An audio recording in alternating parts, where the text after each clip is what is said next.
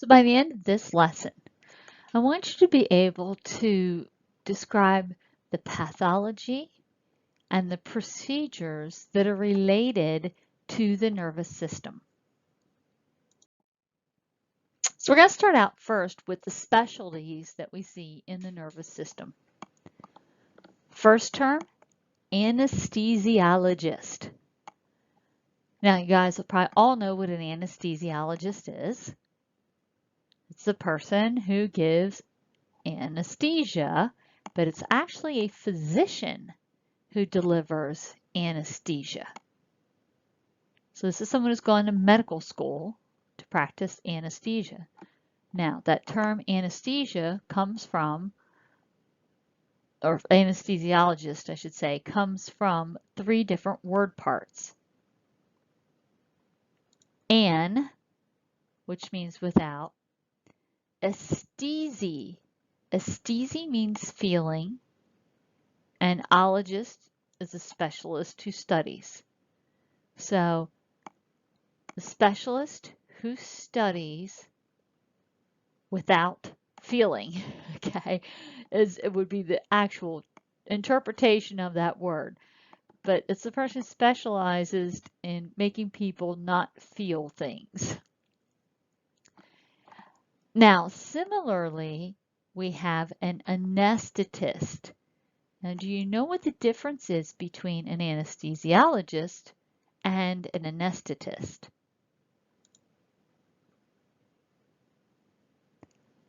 Well, the anesthetist doesn't have that OLO in it in the word. And this is referring to someone who is not a physician, but administers anesthesia.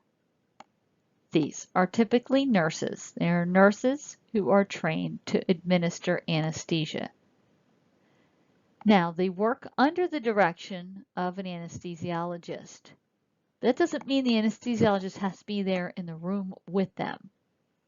There may be one anesthesiologist for several cases going on in the OR at the same time, and that doctor is overseeing all of the cases. But every case has an anesthetist in the room who is delivering the anesthesia. So the anesthesiologist is there in very complicated cases, will deliver the anesthesia, and oversees the anesthetists, who are most likely the people delivering the anesthesia. Now, why do you think that is? Well, if you said the money, you're correct.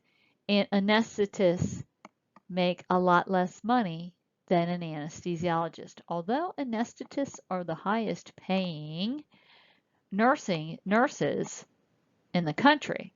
So they get, of all the nursing specialties, they get paid the highest, but they still only get paid about half to 3/4 of what an anesthesiologist gets paid. So a hospital can hire one anesthesiologist and several anesthetists to work versus paying for all anesthesiologists and save themselves a bundle of money. 2 other medical specialties. A neurologist, neuro is nerve. This is a physician who specializes in diagnosing and treating diseases and disorders of the nervous system. And a neurosurgeon who is a specialist in diseases and disorders of the nervous system, but also performs surgery on the nervous system. All neurosurgeons are neurologists, but not all neurologists are neurosurgeons. Think about that. All neurosurgeons do specialize in disease and disorders of the nervous system, but not all neurologists do surgery. That's why we have 2 terms. Okay, so let's start talking about some of the symptoms of some things that go on in the nervous system. And I want to talk about this first thing of consciousness, this being aware of things. There are different levels of consciousness. So if you're conscious, you're awake, alert, you're responding appropriately. If you're unconscious, you're unable to respond appropriately. You are not awake. You are not alert. You are not able to respond to any stimuli. Different from being asleep, because when you're asleep, you can be awakened and you can respond. But an unconscious person cannot respond. Lethargy, or being lethargic. Lethargy is a lowered level of consciousness. Kind of drowsy, kind of apathetic, kind of not with it. That's called being lethargic. Often the way many of us are before our first cup of coffee. Syncope. Syncope is a brief, momentary loss of consciousness because you don't have enough blood flow to the brain. Remember that person I said sitting on the toilet who passes out? That's syncope. Decreased blood flow to the brain and they passed out. You might call that fainting. And then the last term I want you to be familiar with as far as consciousness goes is that of a coma.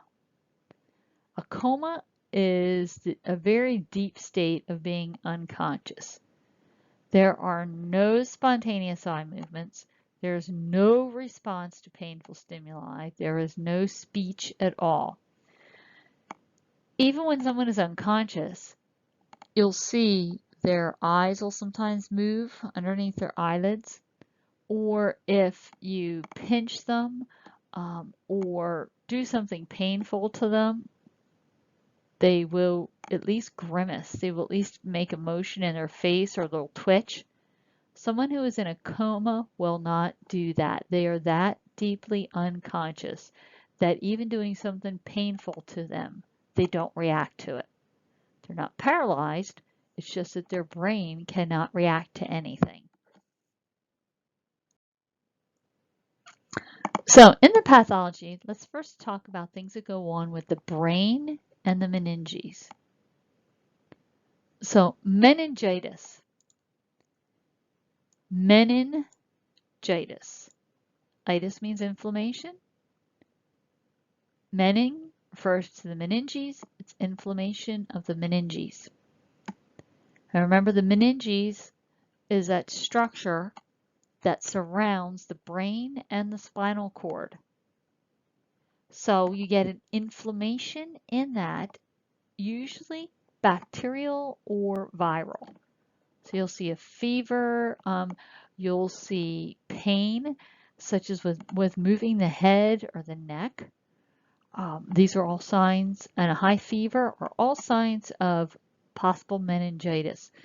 We often see this when in the fall, when college students first go back to school and they bring it into their dorms and things like that. Almost every fall we hear about a college somewhere in the United States where they've had some cases of meningitis. Again, bacterial or viral. If it's bacterial, we can treat it with antibiotics. If it's viral, we can use some antivirals, but sometimes they're effective, sometimes they're not. We just kind of have to wait it out. Similar, another itis, is encephalitis. Now remember I said encephal means inside the head, refers to the brain, and encephalitis is an inflammation of the brain. Something bacterial or viral or fungal has gotten in to the brain and has caused it to become inflamed. You treat it based on whatever the cause is. If it's bacterial, we give an antibiotic. If it's viral, antivirals are waited out. If it's fungal, you treat, an antifungal, etc. Another pathology of the brain is dementia. Now, dementia is this progressive decline in the mental abilities. Often see personality changes in that with it. Now, we do have different types of dementia. And Alzheimer's disease, which is very prevalent in the news in recent years, is a type of dementia. So you get this deterioration that affects memory and the ability to be able to reason through things. And this particular type of dementia is caused by plaques that build up in the brain. So a lot of the research right now is in as to what causes and leads to these plaques.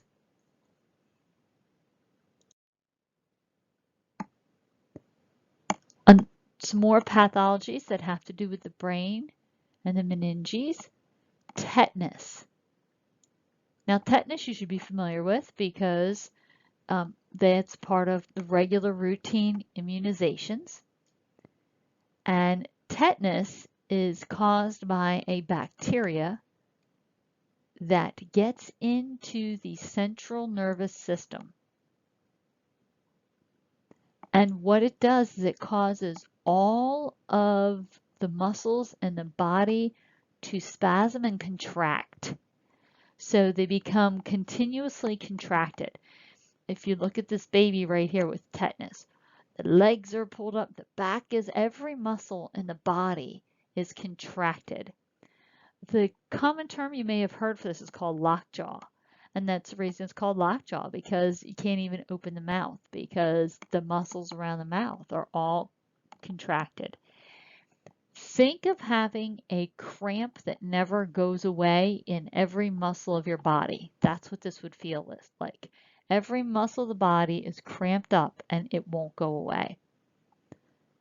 It's caused by a bacteria, so we treat it with antibiotics. And if we get it soon enough, the patient recovers without any damaging effects. If it goes too long, you can start to see damage to parts of the body. We don't see this very often in the United States because we do vaccinate for it. However, in third world countries, it is not uncommon to see cases of tetanus. Okay, hydrocephalus. Hydro refers to water. Cephal, the head. So hydrocephalus technically is water in the head. It's when too much cerebrospinal fluid builds up. And what happens is it only has a small space to circulate around the brain and spinal cord, but remember you have these ventricles in the center of the brain where it's made. So what happens is it fills up in there and it puts pressure and pressure and pressure on the brain. If left untreated, it'll cause permanent brain damage. So if we do have someone with hydrocephalus, we put in what's called a shunt.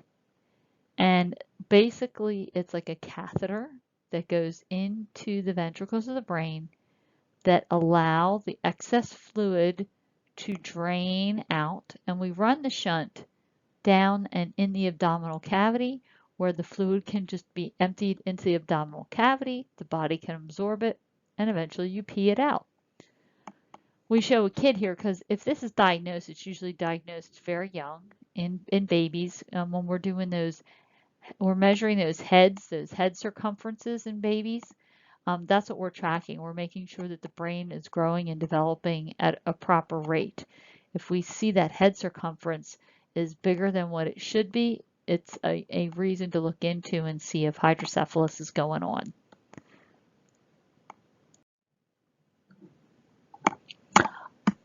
Another common disorder we see with the brain is Parkinson's disease. And this picture here, it just depicts perfectly the person with Parkinson's disease. Parkinson's is a degenerative disorder. So it's chronic. It causes parts of the bodies to stop functioning correctly, and it progresses slowly and continues to cause more and more and more body parts to not react correctly. Some of the parts that are affected, the cranial nerves get affected, and so the person really loses the ability to emotionally react to things, to smile, to frown, and those kind of things. Tremors, you see shaking, and that's often one of the first signs is shaking. After time, you'll start to see where they'll kind of start to stoop forward.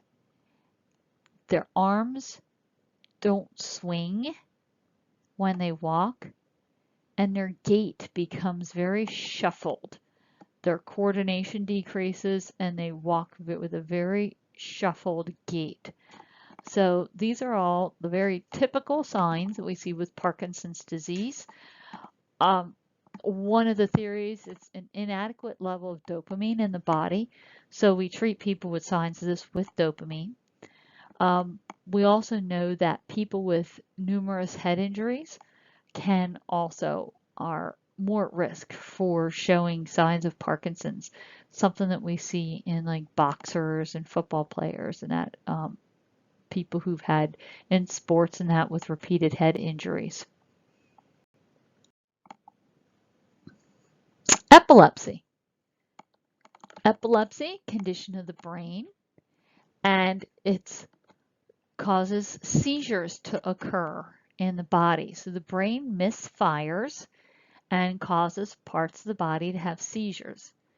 Now, a seizure is just that is a sudden surge of electrical activity in the brain that affects the person. So you get the sudden burst of electricity in the brain that causes the body to react. Now, this can be everything from a blank stare, like someone has a seizure can just be, they just stare into space for a couple minutes, to full-blown what we call grand mal seizures, where the body is contracting and convulsing.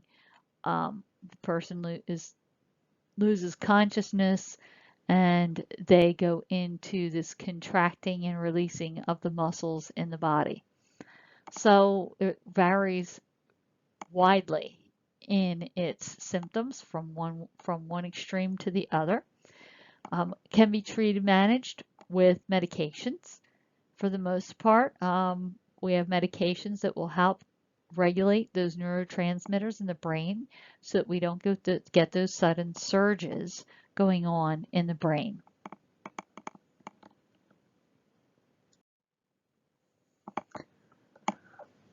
Some of the things that can happen in the brain due to trauma. How about a concussion? You may have heard this. The word concuss, where that comes from, concuss means to be shaken together. Okay, shaken. So the violent shaking or jarring of the brain, and it can result in temporary loss of awareness.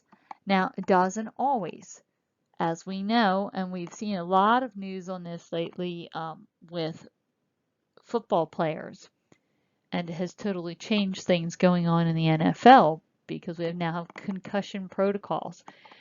Not always does someone lose their awareness, okay, when their brain is jarred. So it depends on how severely and what part of the brain. There's a lot of things that impact that. But we need to be careful and watch that because we know over time numerous concussions can end up leading to permanent brain damage and injury.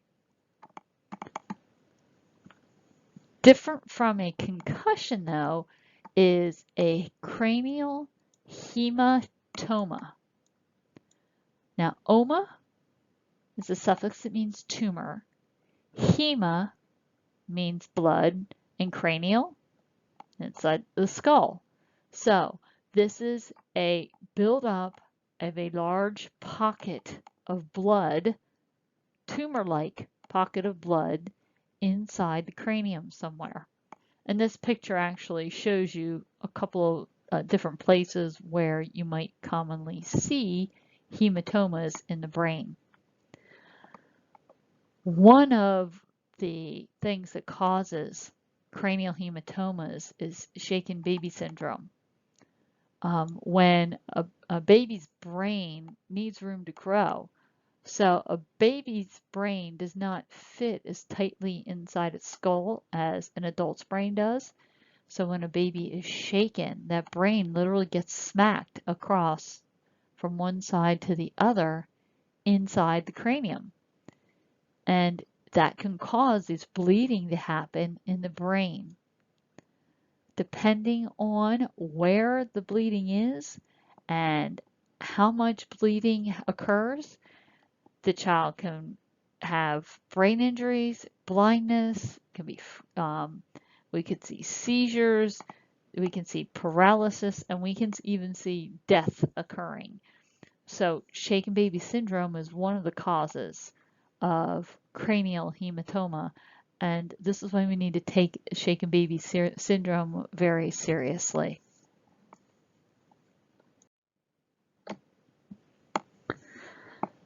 Cerebral palsy is in the category of trauma, and the reason that it is because cerebral palsy, cerebral referring to the brain, and palsy having to do with some type of maybe paralysis, is caused by a birth injury.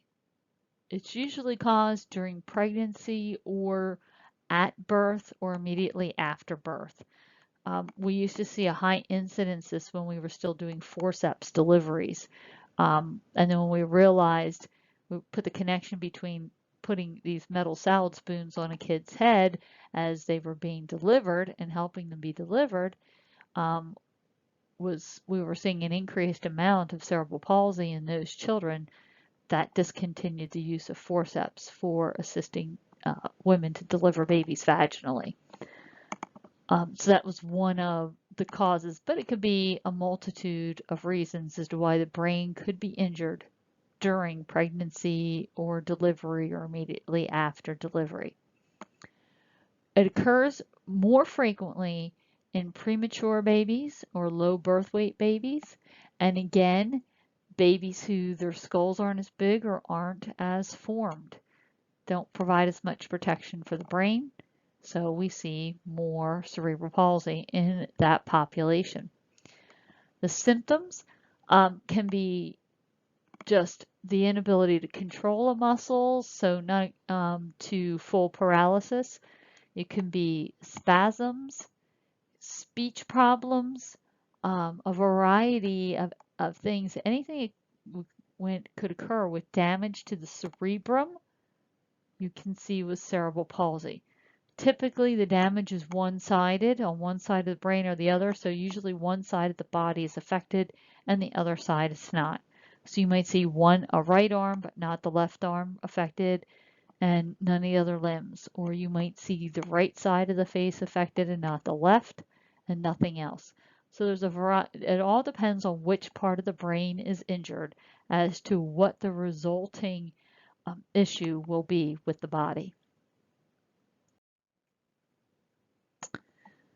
A cerebrovascular accident. Okay, a big long word. Cerebro, referring to the brain. Vascular, referring to the blood vessels. Accident, well, it's an accident. We will call this a CVA. CVA, cerebrovascular accident. And CVA is a very common term, so it's one you should be familiar with. CVA is damage to the brain due to a disruption in blood flow to the brain. So for some reason, part of the brain stops getting blood flow. It could be a broken blood vessel in there that causes it. It could be a blockage that causes it. It could be trauma that causes blood vessels to break and causes this. The term that we use that describes the symptoms and is the key to getting help for CVAs is FAST. And FAST is an acronym with each letter standing for something. The F stands for facial droop. Someone with a CVA, you'll often see one side of the face will kind of droop.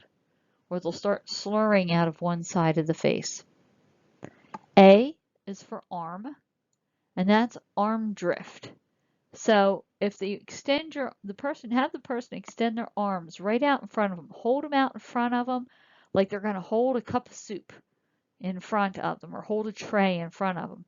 They usually can't maintain their arm there. Their arm will start to drift down. It won't stay up for them. Speech abnormality. Okay, S, speech. Again, that slurred speech and often goes along with one side of the face drooping. And the T is time, early treatment. The faster that you can recognize that this is going on and get the person treatment, the higher the chances they have of full recovery. The longer the brain goes without proper blood supply, the more permanent the damage. So the key is fast, react fast. If you see the facial droop, the arm drift, the speech abnormality, react fast and get them to the hospital. Transient ischemic attack. Okay, again, this is another one you're going to want to know the abbreviation for TIA. T for transient, I for ischemic, A for attack. Transient. Transient means intermittent. It comes and it goes. Ischemic, ischemia or ischemic means not getting enough blood supply. So in this case, we have periods of time, short periods of time, where the brain doesn't get enough blood flow. So it's transient, it comes and goes. So unlike a CVA where it's there and it's there permanently, in TIAs, you get these short periods where they don't have enough blood supply to the brain. Usually it's due to the carotid artery being blocked. Now the carotid artery is that big artery that goes up the neck to the brain. It takes blood to your brain. It's the primary artery supplying your brain with blood. And just like in the heart, if you think about this, is very similar to an ischemic attack that happens in the heart. Plaque can build up. And what did we call plaque in the arteries? Atherosclerosis, right? Plaque can build up in these carotid arteries, making it difficult for blood to get to the brain. So what happens is periodically you might get your blood pressure up, which squeezes this a little harder and makes even less room for the plaque. You can get a complete blockage, just as in the heart, or sometimes you can get a little blood clot that'll get in here and block this off. And so temporarily, there's not enough blood flow to the brain. And so this person just doesn't, temporarily is like out of it, doesn't remember things, forgets things, and just is not quite with it. And then, the blood pressure decreases, or that little tiny clot that was maybe there, or whatever caused the significant decreased blood flow relaxes, or the clot frees up, and now the blood flow is restored to a somewhat normal levels, what the person's used to, and then they snap out of it. There's a story recently, someone that my husband knew had this happening. She'd be like driving her car and driving, and then she'd get somewhere and she'd be like, she didn't remember driving there. She didn't remember how she got there. Okay. So she was functional. She didn't pass out. She didn't have slurring. She didn't have arm drifting, anything like that. But she had a TIA. For a short period of time, she had a lack of blood flow to her brain that caused her, though she was physically physically driving, she had temporary unconsciousness. Temporarily, part of her brain was not getting enough blood flow. It's kind of scary if you think about it, huh? And we treat this by removing the plaques, getting the plaques out of there if that's what caused it. If it's blood clots, we treat someone with anticoagulants so that they don't get clots going up to the brain, and preventing this from continuing to happen. Okay, some pathology now deals with the nerves. Neuritis. Nerve inflammation. So it's an inflammation of a nerve. Usually caused by pain, can cause some inability to use the extremity or wherever the pain inflammation is occurring. I think of this often with like tennis players, racquetball players, things like that. Sometimes they'll get neuritis particularly in their elbows, get inflammation of those nerves, and then they have pain and that in their hand. Sciatica. Sciatica is an inflammation of a specific nerve. So it is a neuritis, but it is the nerve coming across the low back and the buttocks. Okay, that is specifically called, it's a spinal nerve that is specifically called sciatic nerve. And it originates in the lumbar vertebrae and goes across the buttocks. And these people will have pain that'll go across their butt and down the front of their leg. Okay, remember we said the lumbar vertebrae and the spinal nerves originating from the lumbar vertebrae affect across the buttocks and down the front of the leg. So it'll cause pain and it'll cause tingling and that along that nerve. So sciatica is a neuritis, inflammation of specifically the sciatic nerve. And then the last, neuralgia. Algia means pain. Neuro, nerve, is nerve pain. And we've talked about a number of things that can cause pain in the nerve, and one of them would be neuritis. Some of the procedures that we see related to the nervous system. The first one in the picture in the top, that's what's called an MRI. MRI stands for magnetic resonance imaging.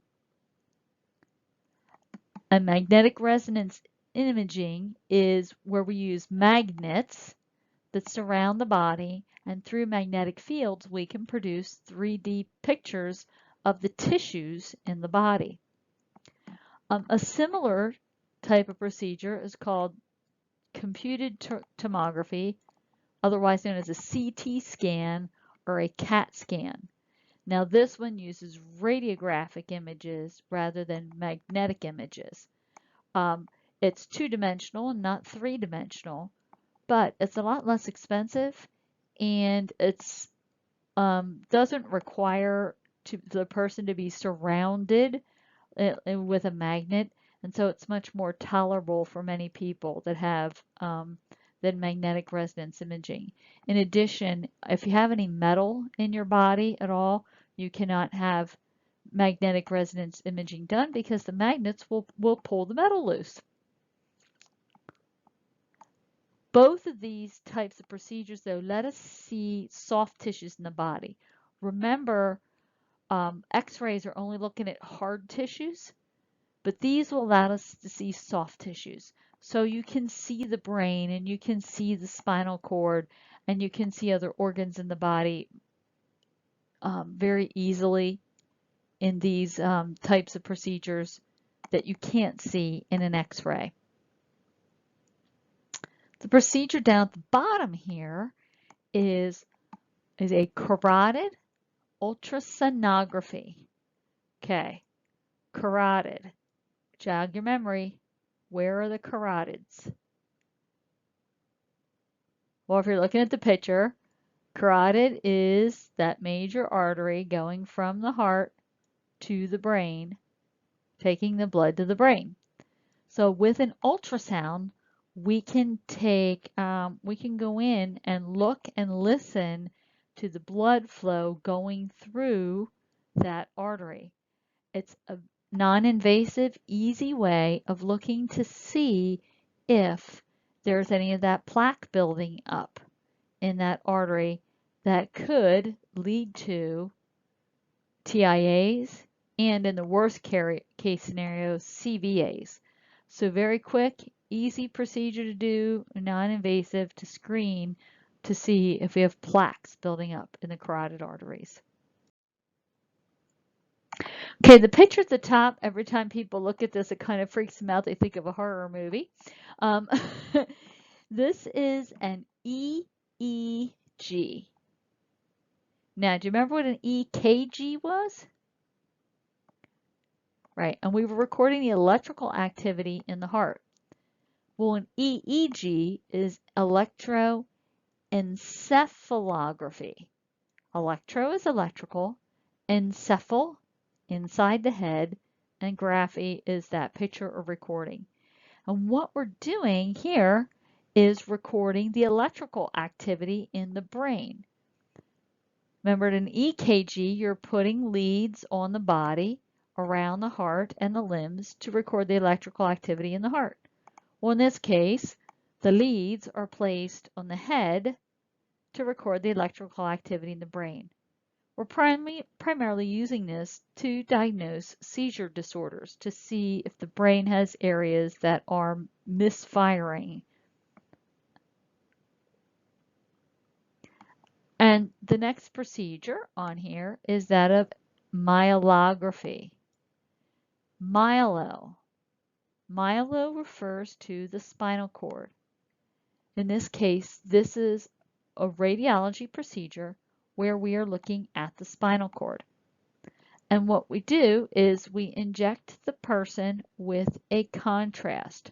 So we take a needle and put it into the area of the spinal cord and we inject a fluid. And that fluid then allows us to see the spinal cord. And then we can take images, regular x-rays, and then we can look for any defects in the spinal cord that way. Now, how do we get that fluid in there? We get that in through a lumbar puncture. Okay, this is the picture here of the needle that's going between the lumbar vertebrae and going into the spinal cord. Now, we can do this for a couple reasons. We can do this to take fluid out. Say we think someone may have meningitis. We may want to take some of that spinal fluid out and test it to see if there's bacteria in there. This is also the same procedure we use for doing spinal anesthesia. The needle is placed into where the spinal cord is, the anesthesia is injected, and it causes a loss of feeling in the spinal cord from that area on down.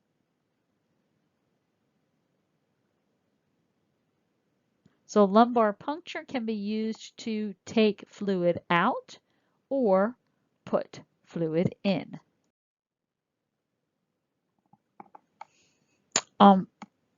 Anesthesia, we said an means without, aesthetic, aesthesia, feeling, without feeling.